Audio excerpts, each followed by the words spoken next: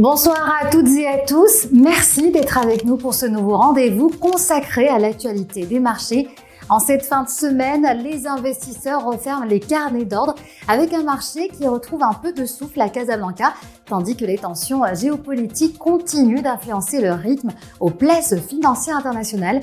Voici donc l'essentiel de cette séance. La bourse de Casablanca termine cette semaine sur une note positive. L'indice phare, le MASI, a progressé de 0,43% pour clôturer à 17 740 points. Le MASI 20, qui regroupe les 20 valeurs les plus liquides de la côte, affiche également une hausse de 0,87% à 1317 points, confirmant une meilleure orientation des principales capitalisations.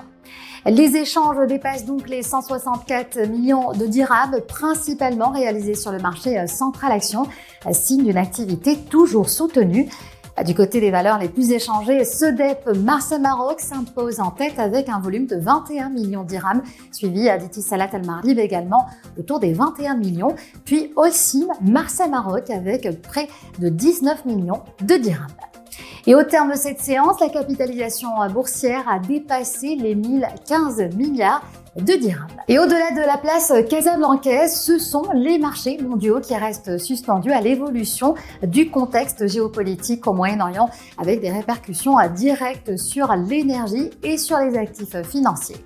L'élargissement du conflit, notamment en mer Rouge, a propulsé le pétrole à des niveaux inédits depuis plusieurs mois. Cette zone est devenue donc un axe stratégique pour les exportations saoudiennes de brut, permettant de contourner le détroit d'Ormuz, et les attaques menées dans cette région viennent donc fragiliser cette stratégie et alimentent les craintes d'une aggravation des perturbations de l'approvisionnement mondial. Les investisseurs considéraient jusqu'ici que les routes maritimes pouvaient être réorganisées et que les perturbations resteraient limitées géographiquement, mais l'intensification des tensions ravive désormais le risque d'un choc énergétique plus marqué.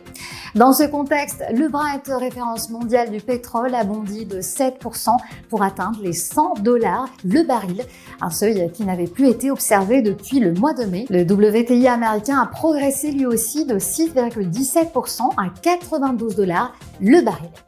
Et cette flambée sur les prix de l'énergie se répercute sur les marchés d'actions. En Europe, la bourse de Paris a reculé de 1,64%, Milan a abandonné 2,80% et puis Madrid a cédé à son tour 1,50%. En revanche, à Wall Street, le mouvement vendeur touche particulièrement cette fin de semaine les valeurs technologiques.